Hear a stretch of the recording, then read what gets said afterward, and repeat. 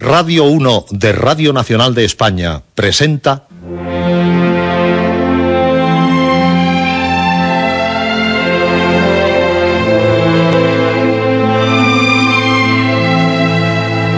Historias.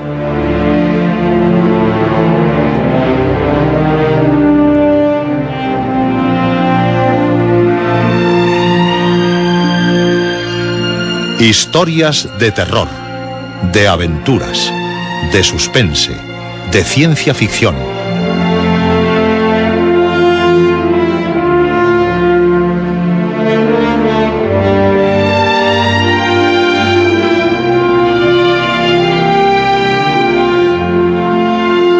Un programa escrito y dirigido por Juan José Plans. Esta noche, viaje al centro de la Tierra. Sexta parte.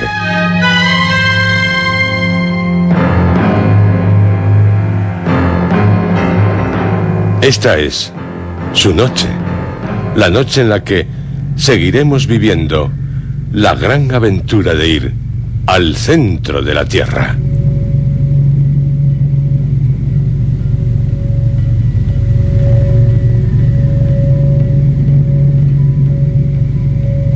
Esto es lo que ya ocurrió en los 35 primeros capítulos de Viaje al Centro de la Tierra de Julio Verne, ofrecidos en nuestros 5 anteriores programas. Otto Lidenbrock, geólogo alemán que goza de un gran prestigio internacional, encuentra en una librería un tesoro inestimable, el Heimskringla de Turleson. De entre las páginas del manuscrito, en caracteres rúnicos, se escurre un pergamino cuyo contenido intenta desvelar. Será su sobrino Axel, que vive con él, así como su ahijada Grauben, quien casualmente lo logre. Su autor, Saknussen, se refiere en el manuscrito a un viaje al centro de la Tierra. Viaje que el profesor decide emprender, acompañado por Axel, trasladándose ambos a Islandia, donde tiene que descubrir el volcán del Sneffels, que la sombra del Scartaris acaricia antes de las calendas de julio.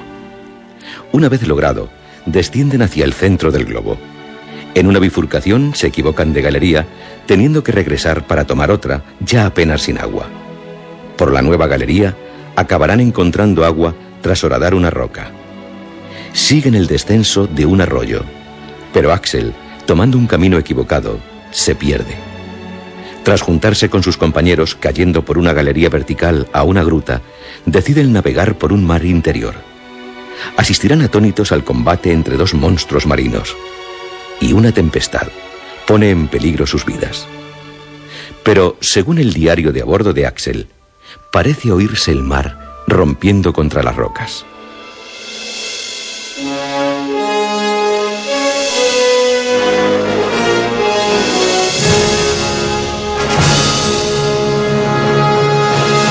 Capítulo 36.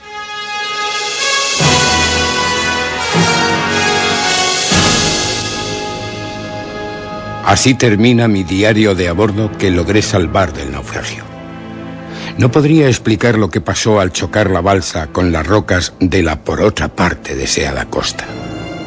Me sentí lanzado hacia las aguas, y si escapé de la muerte, si mi cuerpo no se destrozó sobre las agudas rocas, fue porque los vigorosos brazos de Hans me sacaron del abismo.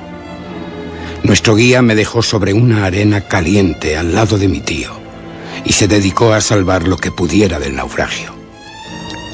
Seguía lloviendo, pero con la violencia que suele anunciar el fin de las tormentas. Nos refugiamos bajo unas rocas superpuestas y caímos en un pesado sueño. Llevábamos 3 noches en vela. Al día siguiente el tiempo era espléndido. El mar y el cielo se habían calmado. Al despertar, mi tío, radiante de júbilo, me saludó satisfecho. ¿Has dormido bien, Axel? Sí, aunque estoy un poco cansado. Me parece que está muy alegre hoy. Encantado. Hemos llegado de este mar que nunca se acababa. Ahora vamos a viajar de nuevo por tierra y a hundirnos en las entrañas del globo. ¿Y el regreso? ¿Cómo piensas en volver cuando aún no hemos llegado? Bueno, solo quiero saber cómo lo haremos. Llegado al centro, o bien encontramos un nuevo camino para volver a la superficie, o bien regresamos por el que ya conocemos. Bueno, habrá que reparar la balsa y las provisiones. Sí, habrá que reparar la balsa. Y respecto a las provisiones, Hans, mientras dormíamos, se ha encargado de recuperar del choque la mayoría de las provisiones. Un tipo extraordinario. Hemos perdido las armas, pero podemos pasar sin ellas. El caso es que tenemos víveres para 4 meses. Tío, ¿dónde estamos? Es difícil de calcular. Por los días de tempestad... La última observación la hicimos en el islote del Geyser. En el islote Axel. No renuncies al honor de haber dado tu nombre a la primera isla subterránea que pisamos. En el islote estábamos a 600 leguas de Islandia. Ya. Durante los 4 días de tempestad, la velocidad no fue inferior a 80 leguas por singladura. 300 leguas más. Por lo que el mar Lidenbrock tiene una extensión aproximada de 600 leguas. Estamos bajo el Mediterráneo. No podemos asegurarlo. Podemos estar bajo Turquía, en el Atlántico. Puede que nos desviásemos de dirección. Consultemos la brújula. Sí, tome. Bien, a ver. Pero, ¿qué significa? ¿Qué ocurre? La aguja marca el norte, donde debería marcar el mediodía. Señala hacia la playa y no al mar. El viento durante la tempestad giró sin que nos diéramos cuenta. Hemos vuelto a las costas que creíamos haber dejado atrás.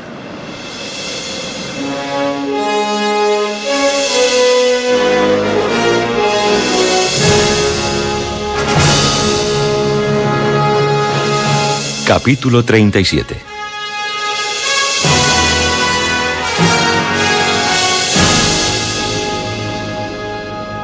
No es fácil describir las diversas reacciones de mi tío ante lo que señalaba la brújula.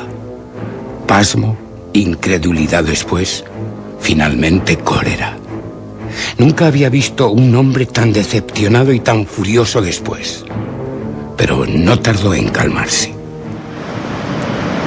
La fatalidad me gasta bromas crueles. Los elementos conspiran contra mí. Pues no cederé, no. Ya veremos quién puede más, si la naturaleza o el hombre. Hay un límite para la ambición humana, tío. No se puede luchar contra lo imposible. Partiremos en cuanto Hans repare la balsa. Ni me oye. No partiríamos hasta el día siguiente. Mi tío quería inspeccionar la costa. Caminábamos pisando conchas de todos los tamaños y de todas las formas, de restos de animales de las primeras épocas. Aquella masa líquida debería perderse poco a poco en las entrañas de la tierra, procediendo de las aguas del océano que se abrieron paso a través de fisuras, entonces ya cerradas. Era posible que el agua se hubiera evaporado en gran parte al encontrarse con el fuego subterráneo. De ahí la presencia de nubes.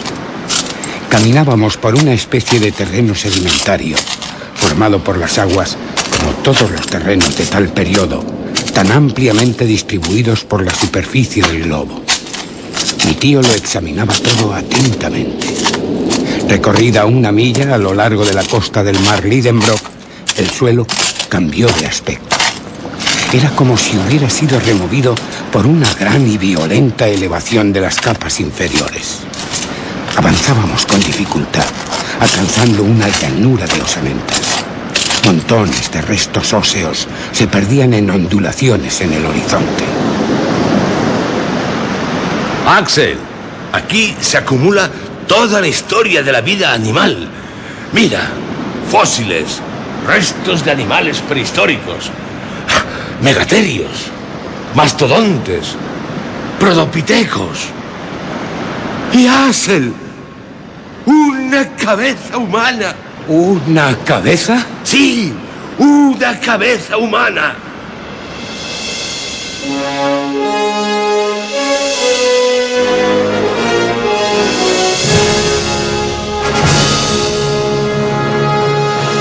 Capítulo 38.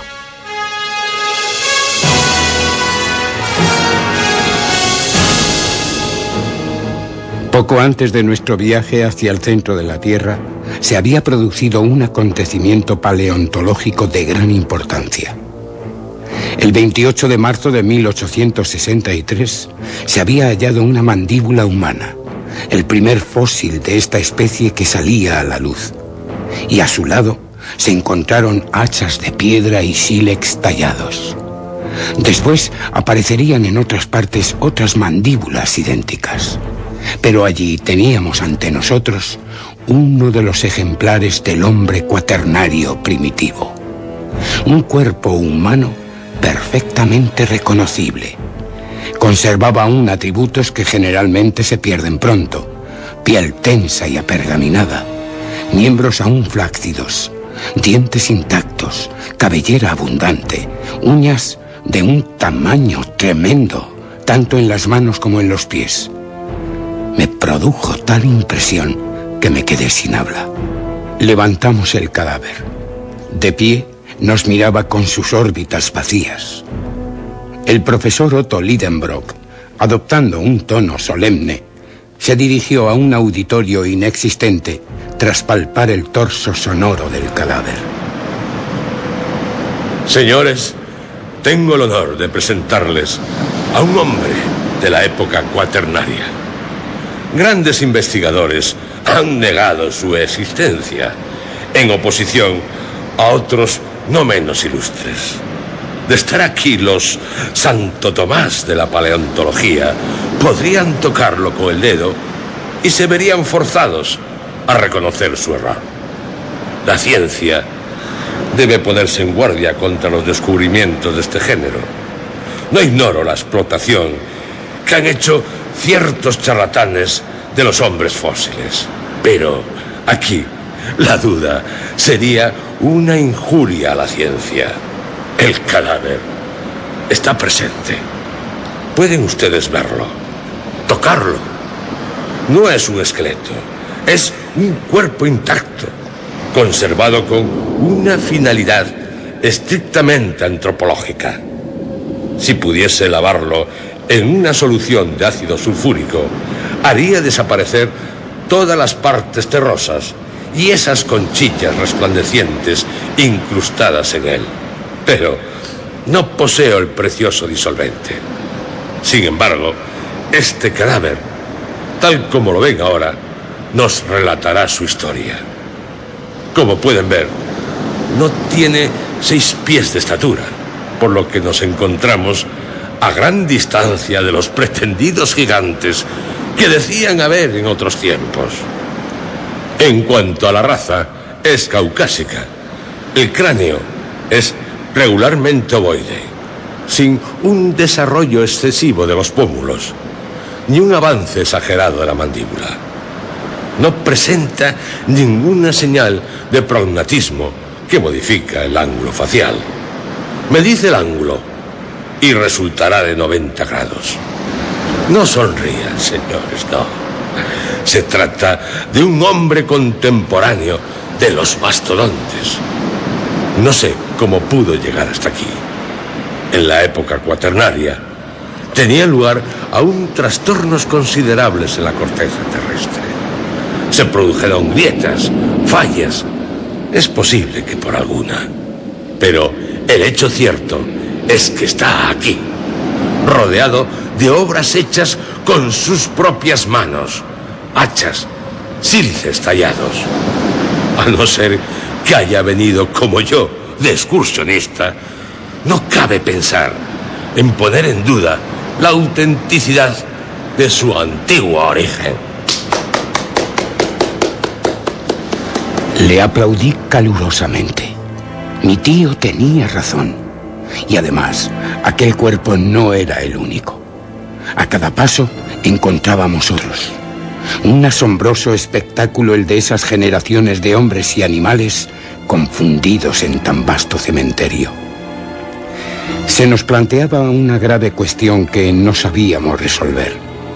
Aquellos seres animados se habían precipitado por una convulsión del suelo hacia las orillas del mar Lidenbrock, o por el contrario, habían vivido en el mundo subterráneo, bajo aquel cielo falso, naciendo y muriendo en él como los habitantes de la tierra en la superficie.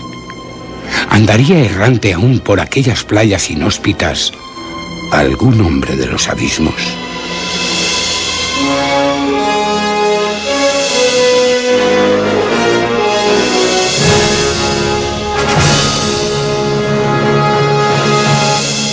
Capítulo 39.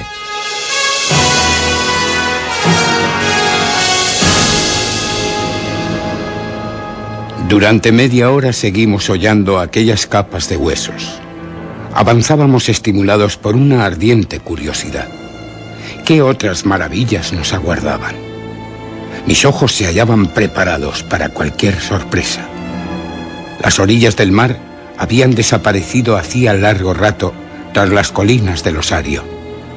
Mi imprudente tío, sin temor a extraviarse, me arrastraba cada vez más lejos. Avanzábamos en silencio, bañados por las ondas eléctricas.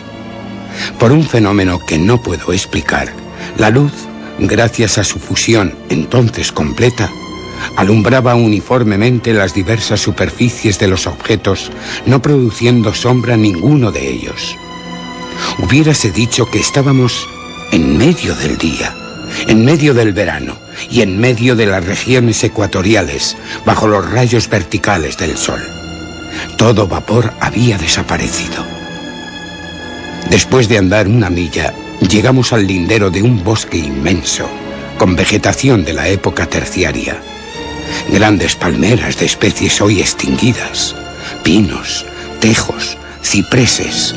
Un tapiz de musgos y de hepáticas cubría blandamente el suelo. Algunos arroyos murmuraban cercanos, pero el color faltaba a los árboles y a las plantas. Todo se confundía en un tinte uniforme, parduzco. Mi tío se aventuró bajo la gigantesca vegetación. Le seguí un tanto receloso. Cabía temer el encuentro con temibles mamíferos.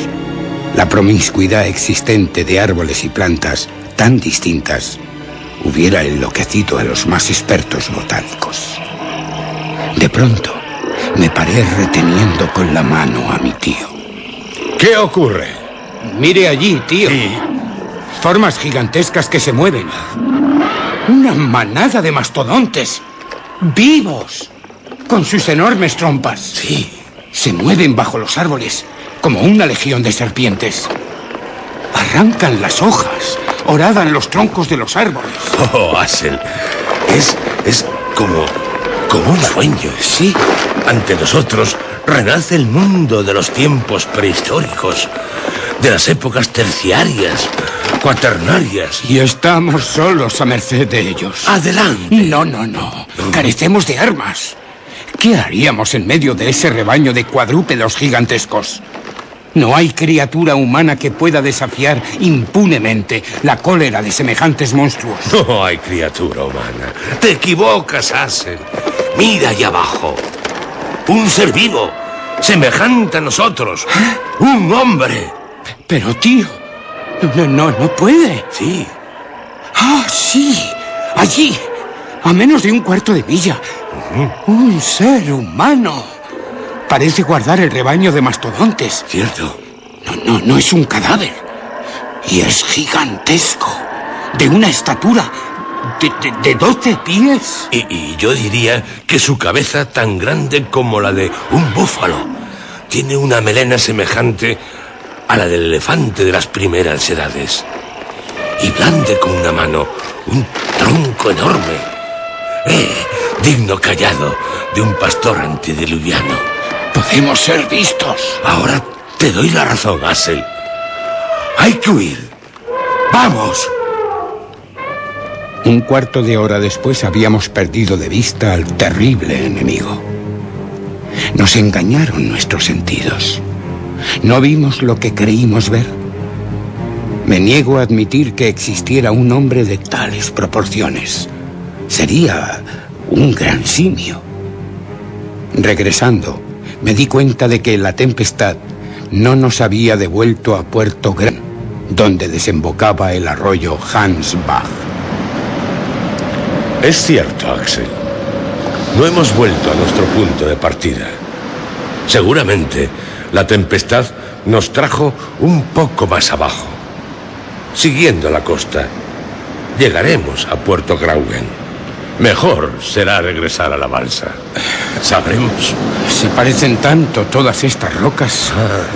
Pero creo reconocer el promontorio debajo del que Hans construyó la embarcación. Bien.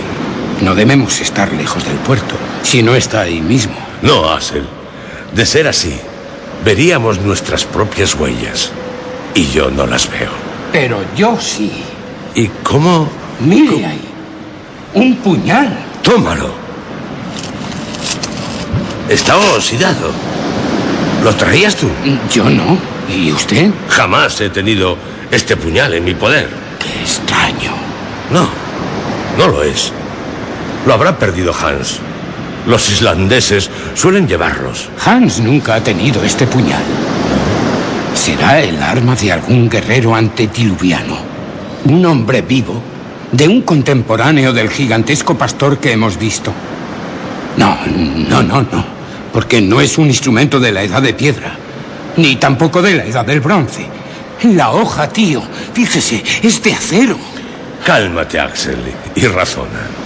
Este puñal es un arma del siglo XVI.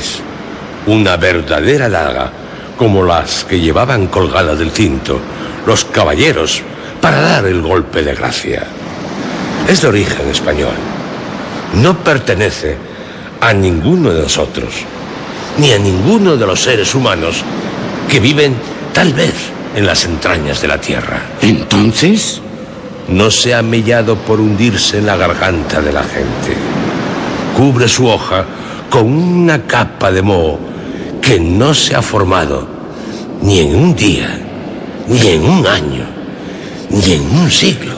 Pero usted dirá entonces, tío... Axel, estamos en el camino del gran descubrimiento. Este puñal ha estado abandonado sobre la arena desde hace 100, 200 o 300 años. Y su hoja se ha mellado sobre las rocas de este mar subterráneo. Pero el puñal no ha llegado solo hasta aquí. Alguien nos ha precedido. Sí, Axel, un hombre. ¿Qué hombre? Ese hombre grabó su nombre con este puñal. Quiso con su propia mano trazar el camino del centro. Busquemos, Axel. ¿Buscar qué? No es momento de pensar, y sí de buscar. ¡Vamos! Impulsados por el más vivo interés, recorrimos la escollera, deteniéndonos hasta en las más insignificantes hendiduras de la alta muralla, susceptibles de ser principio de una galería. Llegamos así a un lugar en el que se estrechaba la costa. El mar bañaba casi el pie de los contrafuertes, dejando un paso que difícilmente tenía una toesa. Aquí, sí, entre estas dos rocas hay una entrada. La entrada de un túnel oscuro. Y mira, Axel, mira. Sobre la superficie de granito, grabadas 2 letras medio borradas. ¿Sabes qué son? Las 2 iniciales del atrevido y fantástico viajero Arne Sagnussen. Siempre Arne Sagnussen.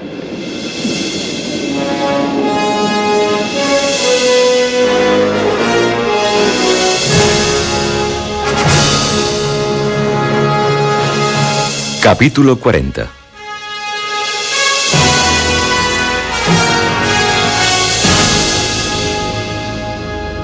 Desde que dimos comienzo el viaje tan pródigo en percances, había tenido tantas sorpresas que creí que ya nada en el mundo podría asombrarme.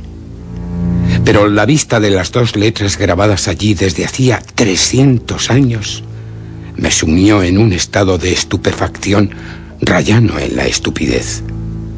No solo se leía sobre la roca la firma del sabio alquimista, sino que además el puñal con que la había trazado estaba en mis manos. No podía seguir dudando de la existencia del viajero y de la realidad de su viaje, a no ser que me dejara llevar por una notable mala fe.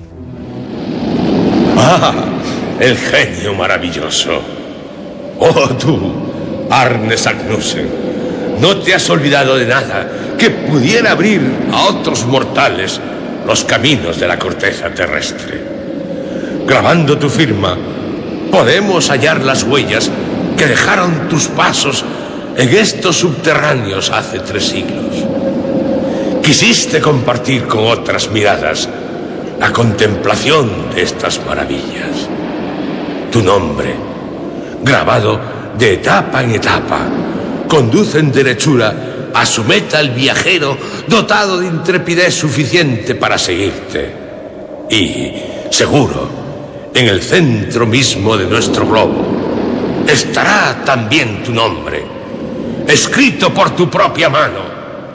Yo también iré a firmar en esa última página de granito. Y este cabo, visto por ti, junto a este mar, también por ti descubierto, sea para siempre llamado el Cabo Sagnussen. No cabe duda de que mi tío me está contagiando su entusiasmo. Un fuego interior se aviva en mi pecho. Olvido todos los peligros pasados y los que pueda haber en el retorno. Lo que otro hizo, quiero hacerlo yo también. Nada que sea humano me parece imposible. Tío, adentrémonos en esta oscura galería. ¡Adelante! Axel, paciencia y sangre fría. Primero, nos reuniremos con Hans. Y traigamos la balsa a este lugar. De acuerdo, pero me consume la impaciencia. Ya era hora de que te consumiera. Sabe, tío, que hasta ahora las circunstancias nos han favorecido singularmente. ¿Así lo crees, Axel? Sin duda. Incluso la tempestad nos ha traído al verdadero camino. Ya. Bendita tempestad que nos ha devuelto a estas costas. Suponga que hubiésemos tocado con la proa de la balsa, es una forma de hablar, las orillas meridionales del mar Lidenbrock. ¿Qué hubiera ocurrido? El nombre de Sagnussen no habría aparecido ante nosotros y ahora estaríamos abandonados en alguna playa sin salida. Sí, Axel. Hay algo de providencial en esto de que, bogando hacia el sur, hayamos llegado precisamente al norte y al Cabo Sagnussen. Confieso que es un hecho asombroso y que no puedo explicar en absoluto. Bueno, ¿y qué importa? Ni hay por qué explicar los hechos, sino aprovecharlos. Sin duda, Axel, pero... Ahora vamos a reemprender el camino del norte, a pasar bajo las regiones septentrionales de Europa. Suecia, Siberia, quién sabe. En lugar de hundirnos bajo los desiertos de África o las olas del océano, de las que no quiero saber nada más. Sí, Axel, sí. Tienes razón. Todo ha sido para bien, porque abandonamos este mar horizontal que no puede conducirnos a nada. Ahora descenderemos más y más. ¿Sabes que para llegar al centro del globo no nos quedan más que 1500 leguas? No vale la pena hablar de esa insignificancia. En marcha, tío. ¡Oh, sí! ¡En marcha! Hans ya lo tenía todo preparado. Subimos a la balsa en cuanto nos reunimos con el guía y pusimos rumbo al Cabo Sagnussen, siguiendo la costa. El viento no era favorable y en muchos lugares tuvimos que avanzar con la ayuda de los bastones cerrados. A menudo, los escollos, situados a flor de agua, nos obligaban a dar grandes rodeos. Por fin, después de 3 horas de navegación, arribamos a un lugar propicio para el desembarco.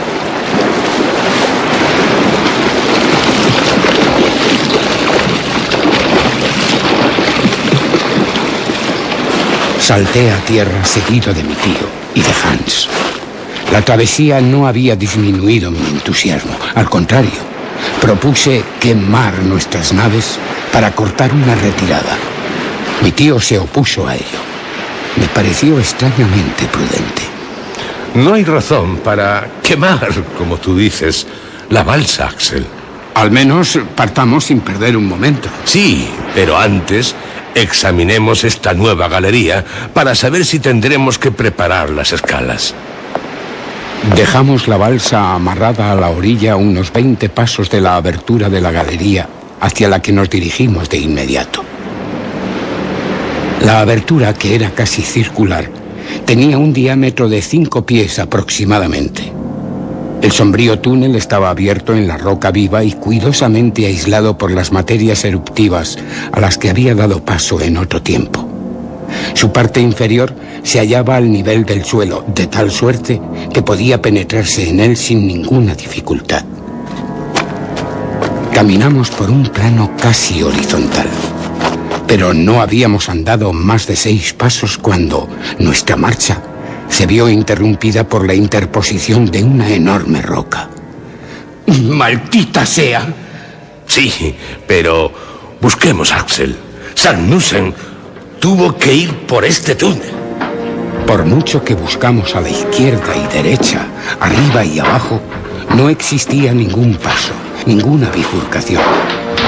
Experimenté una viva contrariedad y no quería admitir la realidad del obstáculo. Me agaché, miré por debajo del bloque. Ningún intersticio. Y por encima lo mismo. Hans recorrió con la luz de la lámpara todos los puntos de la pared, pero esta no ofrecía solución de continuidad. Había que renunciar a toda esperanza de pasar. Me senté en el suelo en tanto que mi tío recorría a grandes pasos aquel túnel de granito. Extraño. Sí, extraño. Pero ¿y Sagnussen? Me pregunto, Axel, si él también se vio detenido por esta roca. Ah, ya. Este bloque ha debido cerrar el paso a consecuencia de una sacudida cualquiera, o de uno de los fenómenos magnéticos que agitan la corteza terrestre. Han debido pasar muchos años entre el retorno de Sagnussen y la caída de la muralla. Es notorio que esta galería ha sido en otro tiempo el camino seguido por las lavas, y que en aquel entonces las materias eruptivas circulaban libremente. Mire, tío. Sí. Hay fisuras recientes que surcan el techo de granito. Está hecho de trozos agregados, de piedras enormes, como si la mano de un gigante hubiera trabajado en esta construcción. Sí, cierto. Un día el empuje eruptivo debió ser más fuerte y esa roca cayó al suelo obstruyendo el paso. Se trata de un obstáculo accidental que no halló Sagnussen cuando pasó por este túnel. Si no lo derribamos es que somos indignos de llegar al centro del mundo. También tú eres sorprendente. Así hablaba yo. El alma del profesor había penetrado enteramente en mí. Me inspiraba el genio de los descubrimientos. Olvidaba el pasado, desdeñaba el porvenir. Ya nada existía para mí en la superficie de la tierra en cuyo seno me había hundido.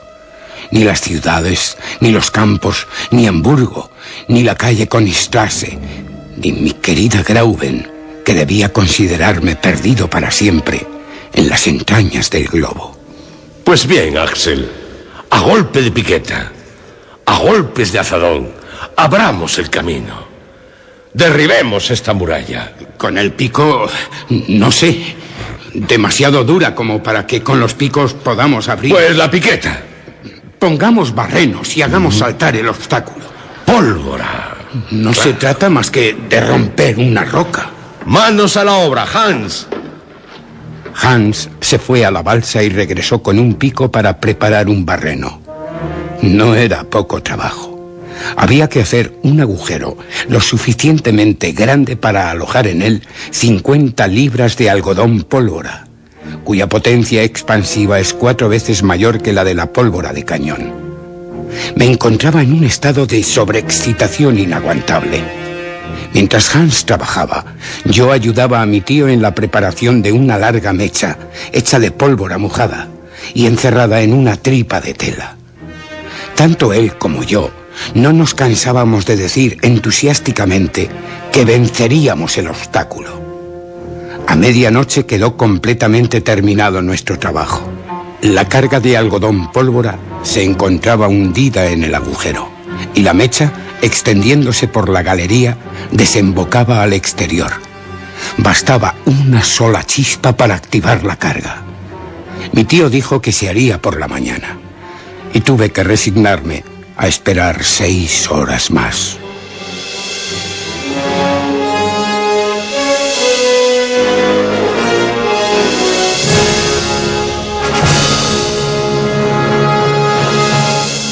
Capítulo 41.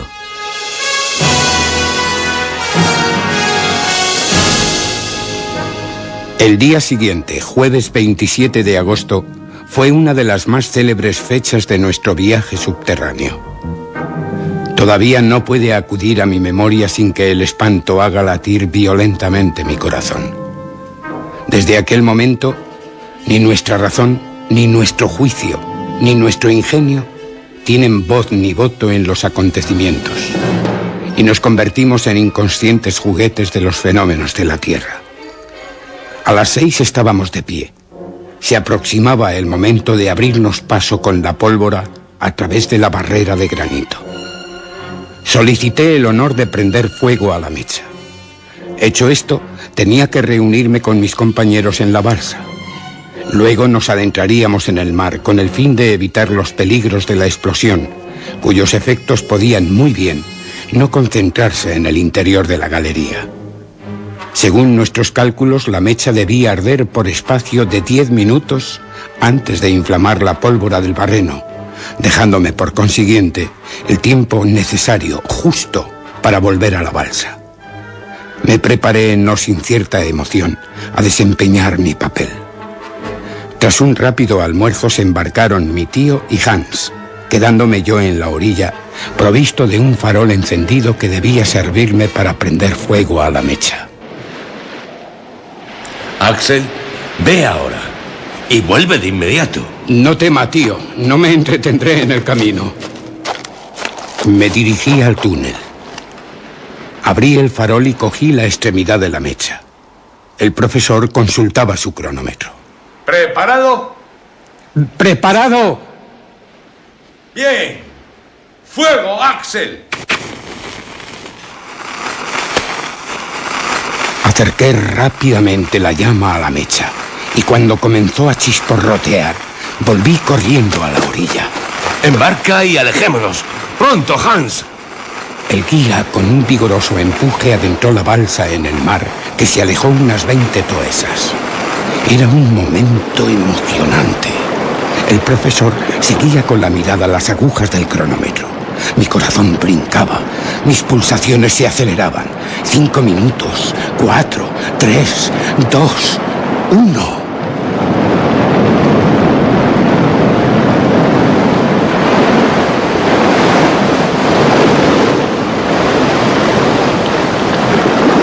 ¿Qué sucedió entonces? Me parece que no oí el ruido de la detonación, pero la forma de las rocas se modificó en pocos segundos. Fue como si se descorriera un telón. Vi cómo las orillas se convertían en un abismo insondable. El mar, como presa de un vértigo horrible, se convirtió en una ola gigantesca, sobre la que se levantó la balsa casi perpendicularmente. Los tres nos desplomamos.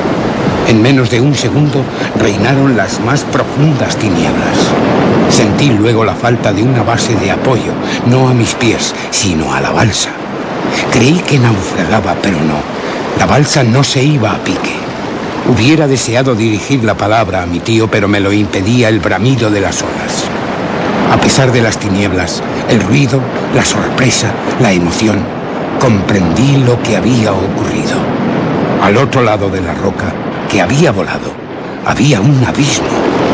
La explosión había provocado una especie de conmoción sísmica en aquel terreno agrietado. El abismo se había abierto y el mar, convertido en torrente, nos arrastraba hacia él. Me sentí perdido.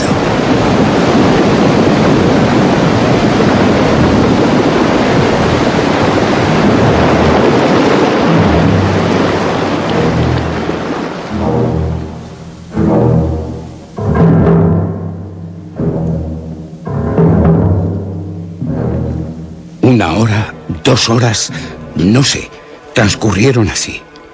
Nos cogíamos por los brazos, nos asíamos fuertemente de las manos a fin de no ser despedidos de la balsa. Se produjeron choques de extremada violencia cada vez que tropezaba con las paredes. Sin embargo, estos choques se hicieron cada vez más espaciados, de donde deduje que la galería se ensanchaba considerablemente. No cabía duda de que aquel era el camino de Saknussemm, pero por nuestra imprudencia, en vez de descender solos por él, habíamos arrastrado con nosotros todo un océano. Estas ideas asaltaban mi mente de un modo vago y oscuro, costándome gran esfuerzo asociarlas durante aquella vertiginosa carrera que parecía una caída. A juzgar por el aire que me azotaba el rostro, debía sobrepasar la velocidad de los trenes más rápidos. Encender una antorcha en esas condiciones era imposible, y nuestro último aparato eléctrico había roto en el momento de la explosión. De pronto, quedé sorprendido al ver brillar una luz cerca de mí. Iluminó el rostro tranquilo de Hans. El cazador, no sé cómo, había logrado encender el farol. Aunque la llama vacilaba amenazando a apagarse, pudimos ver algo en aquella espantosa oscuridad. La galería era ancha. La deficiente luz no nos permitía ver las dos paredes al mismo tiempo. La pendiente de las aguas que nos arrastraba excedía a los más insuperables rápidos de América. Su superficie parecía formada por un haz de flechas líquidas lanzadas con gran violencia.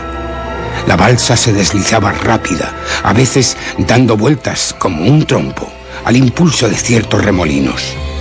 Cuando se aproximaba a las paredes de la galería, la luz del farol permitía ver los salientes de las rocas que trazaban líneas continuas, de suerte que nos encontrábamos, al parecer, aprisionados en una red de líneas movedizas. Mi tío y yo nos mirábamos con desasosiego, agarrados al trozo de mástil que quedaba, pues en el momento de la explosión se había roto en dos pedazos. Íbamos con la espalda vuelta al aire, para que no nos asfixiase la velocidad, que calculo sería de 30 leguas por hora.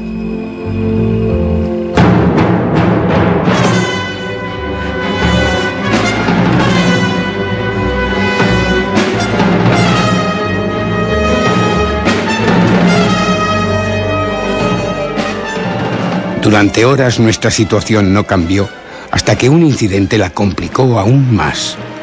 Al tratar de arreglar un poco la carga, vi que la mayor parte de los objetos que componían nuestro cargamento habían desaparecido en el momento de la explosión, y fue entonces cuando fuimos envueltos por el mar.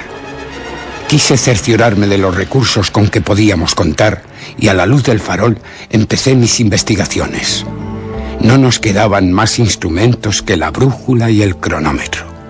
Las escalas y las cuerdas se reducían a un pedazo de cable que había alrededor del tronco del mástil. Ni un azadón, ni un martillo. Y lo peor de todo era que no había tampoco víveres más que para un día. Registré los intersticios de la balsa sin dejar de pasar la vista y las manos por cada uno de los rincones que formaban las junturas de las tablas. Nada. Nuestras provisiones se reducían a un pedazo de cecina y a algunas galletas. Me quedé anonadado. Pero, ¿y por qué preocuparme por eso? Aun cuando hubiésemos tenido víveres suficientes para meses, para años, ¿cómo esperar salir de los abismos a los que impulsaba el irresistible torrente? ¿A qué temer las torturas del hambre, cuando ya la muerte nos amenazaba bajo tantas otras formas? ¿Acaso tendría tiempo de morir de inanición? Sin embargo, por una extravagancia inexplicable de la imaginación, olvidé los peligros inmediatos ante las amenazas de lo porvenir, que se mostrarían con toda su espantosa desnudez. Además, ¿no podríamos escapar a los furores del torrente y volver a la superficie del globo? ¿De qué manera? Lo ignoraba. ¿Dónde? ¿Qué importaba? Una probabilidad contra 1000 no deja de ser siempre una probabilidad. En tanto, la muerte por hambre no nos dejaba siquiera ni un ápice de esperanza. Se me ocurrió la idea de exponérselo todo a mi tío, de manifestarle el desamparo en el que nos hallábamos y de hacer el cálculo exacto del tiempo que nos quedaba de vida. Pero me armé de valor y me callé. No valía la pena preocuparle hasta aquel extremo. En aquel momento, la luz del farol se debilitó más hasta extinguirse por completo. La oscuridad volvió a ser absoluta. No había que soñar disipar aquellas tinieblas. Aún quedaba una antorcha, pero habría sido imposible mantenerla encendida. Entonces, cerré los ojos, como un niño pequeño, para no ver la oscuridad.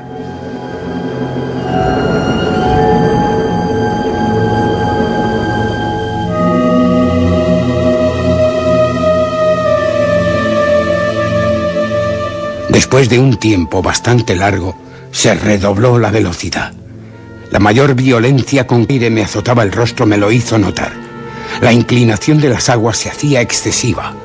Creo que verdaderamente caíamos en vez de deslizarnos. La sensación que tenía era la de una caída, sí, y en vertical. Las manos de mi tío y las de Hans, fuertemente agarradas a mis brazos, me retenían vigorosamente.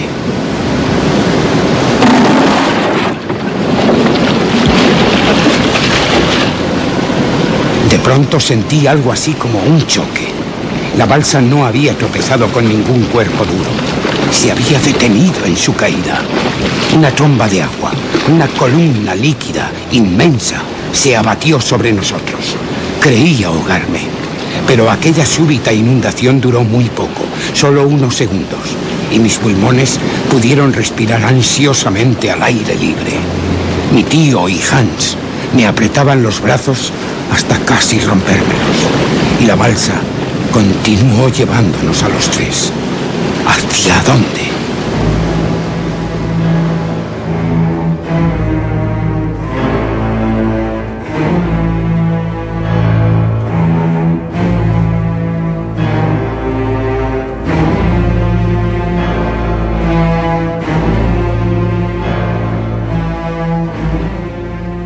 En nuestro próximo programa, el final de Viaje al centro de la Tierra.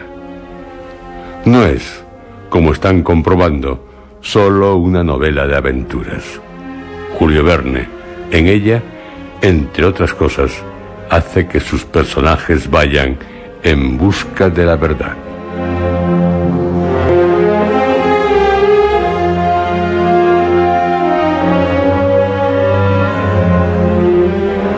La más destacada adaptación cinematográfica de Viaje al centro de la Tierra es la dirigida por Henry Levin en 1959, de la 20th Century Fox.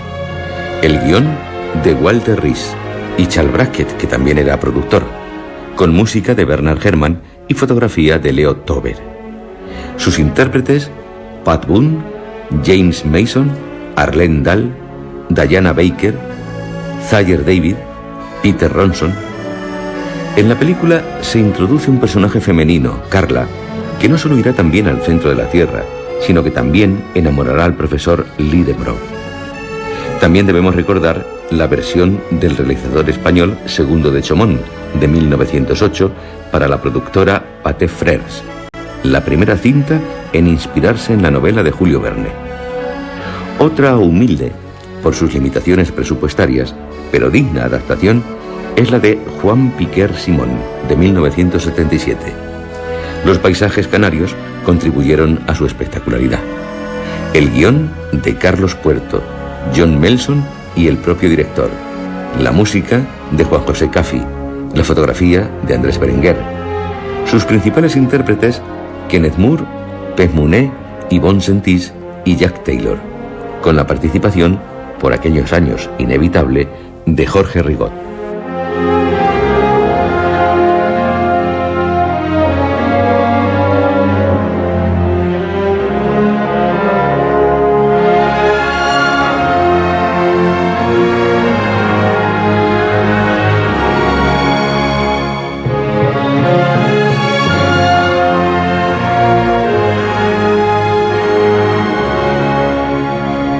Ya lo saben, la próxima semana, el final de Viaje al centro de la Tierra, de Julio Verne.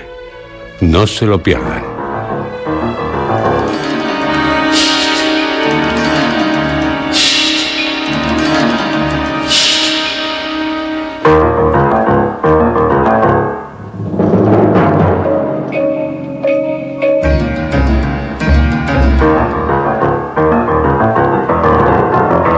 Han escuchado ustedes, dentro de la serie Historias,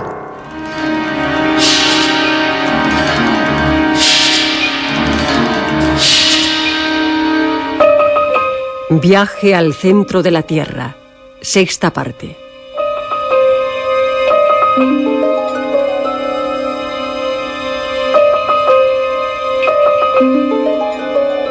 Este capítulo ha sido interpretado por Juan José Plans, José Antonio Ramírez y Roberto Cruz.